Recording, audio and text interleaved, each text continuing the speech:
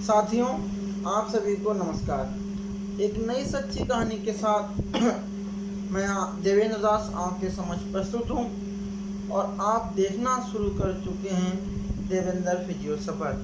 दोस्तों, आज की जो कहानी है वो भारत सरकार के सड़क परिवहन मंत्री माननीय नितिन गडकरी जी और एक फुटपाथ पे सब्जी बेचने वाले व्यक्ति के एक ऐसे रिश्ते की कहानी है कि आप भी माननीय नितिन गडकरी जी को दिल से सैल्यूट करना चाहेंगे और मेरी तरफ से माननीय नितिन गडकरी जी को दिल से सैल्यूट है, अभिनंदन है। दोस्तों, कहानी शुरू करें उससे पहले आपसे एक निवेदन, अगर कहानी पूरी सुनेंगे आपकी समझ में आएगी और जब अगर आपकी समझ में आए तो एक लाइक, एक कमेंट, एक शेयर जरूर करें।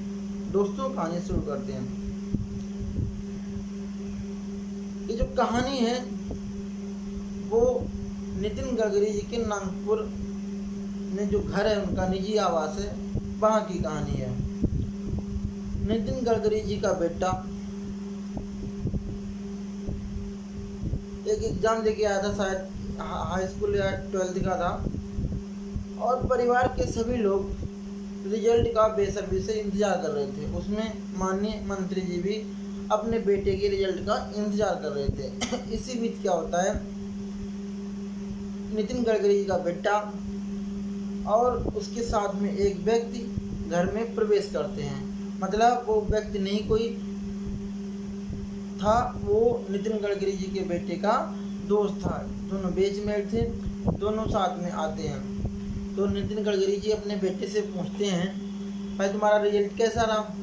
तो कहता, पापा ठीक रहा। जैसे ही गडकरी जी ठीक सुनते हैं तो उन्हें कुछ अच्छा नहीं फील होता और वो कहते हैं कि ठीक का मतलब क्या है, तो कितने % आए हैं? तो वो बताता है नितिन गडकरी जी का बेटा कि वो पिताजी मेरे तो 51% आए हैं। तो नितिन गडकरी जी कहते हैं, अच्छा यहाँ तुम्हारे साथ में कौन है? तो कहते हैं हमारा दोस्त है जिसका नाम है रोशन भानु से, और हम दोनों एक ही क्लास में हैं।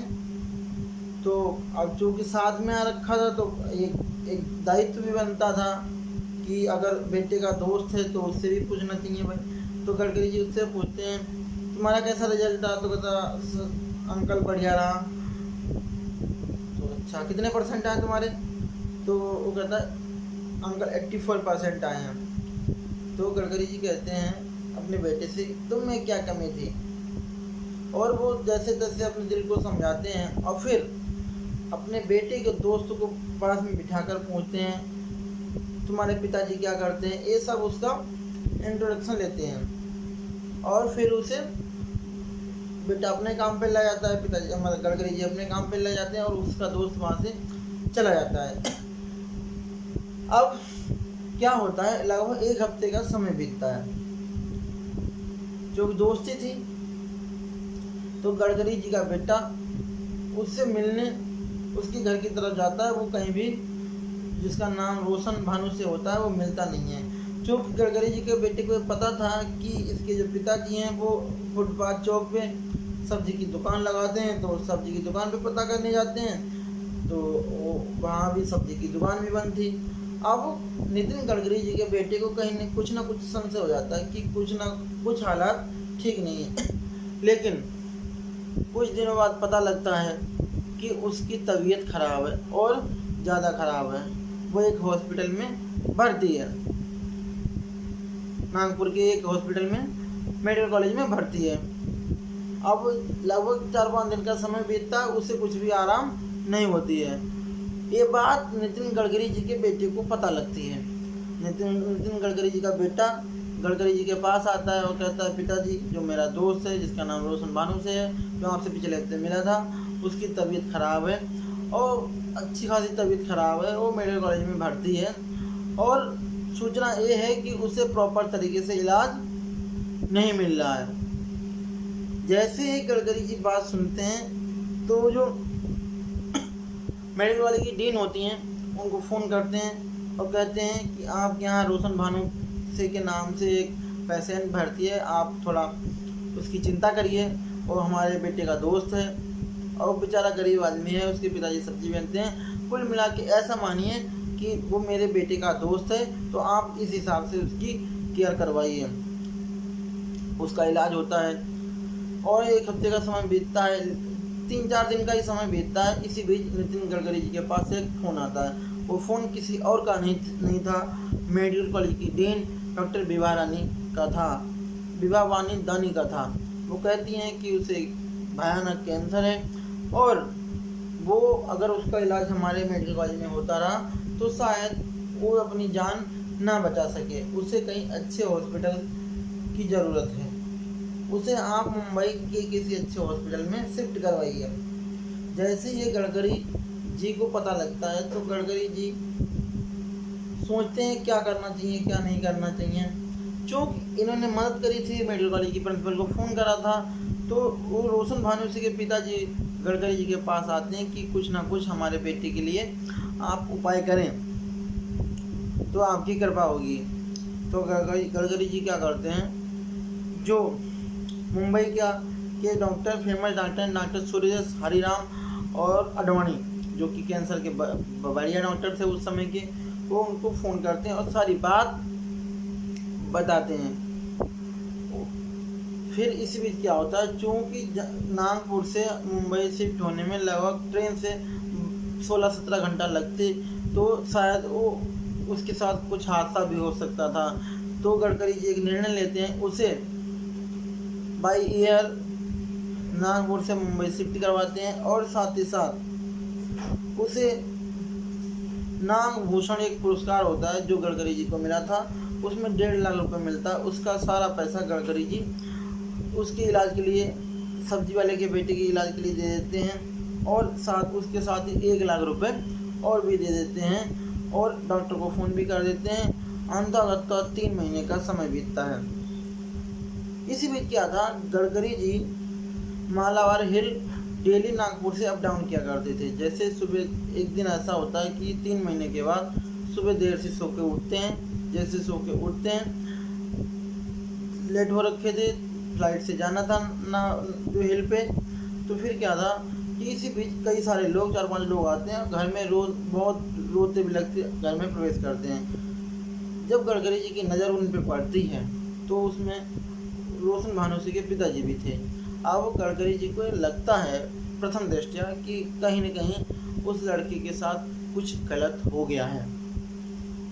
चिंता होती है तो वो कहते हैं भाई क्या परेशानी है तुम्हें बताओ। तो मुझे जल्दी भी यार, जो उनको जल्दी भी थी, अपने ड्राइवर से भी कह रहे थे कि जल्दी ले चलें तो फ्लाइट छूट जाएगी।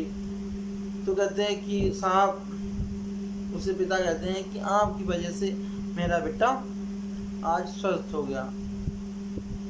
तो कहते हैं इसमें रोने वाली क्या बात है। फिर अगर आप शायद मेरी मदद ना करते तो हमारा ये होनहार बेटा शायद इस दुनिया में ना होता।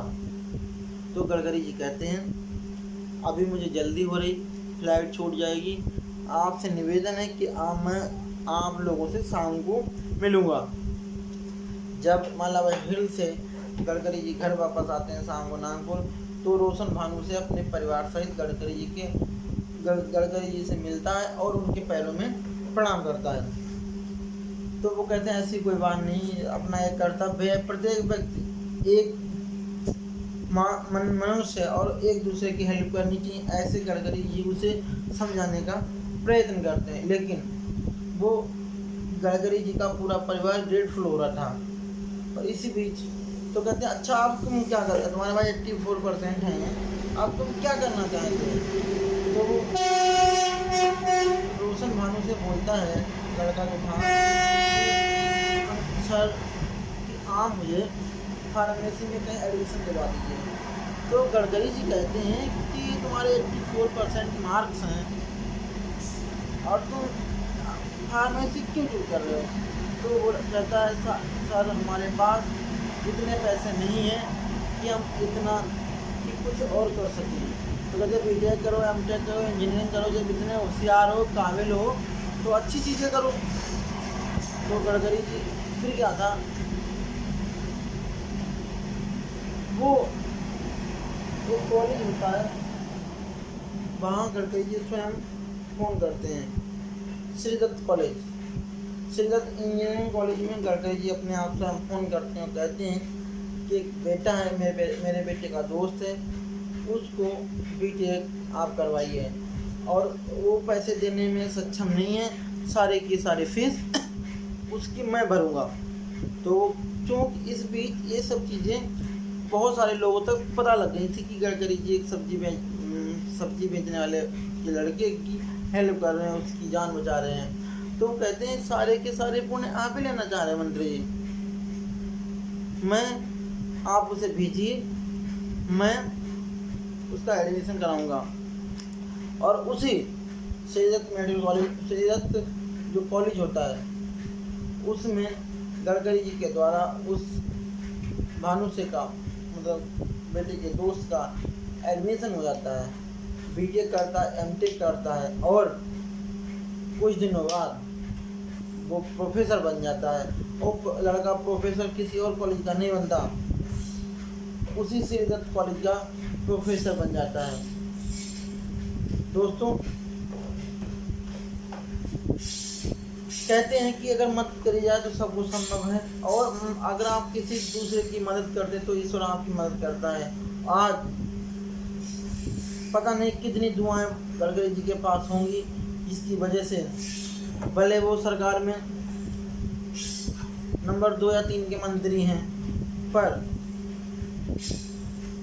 गडकरी जी भारत के लोगों के दिलों में बसते हैं। जो भी हाईवे से गुजरता है गडकरी जी को याद करता है। और गडकरी जी एक ऐसे व्यक्ति हैं जिनकी विपक्ष भी आज तक बुराई कभी, मैंने तो संसद में करते हुए जब से वो मंत्री बने हैं तब से किसी विपक्षी ने भी उनकी बुराई करी हो। तो दोस्तों काम ऐसे करिए कि लोग आपको इस जन्म में याद करें, अगली पीढ़ी में याद करें, और कभी आपको भुलाएं नहीं। कहानी अच्छी लगी हो तो शेयर जरूर करिएगा।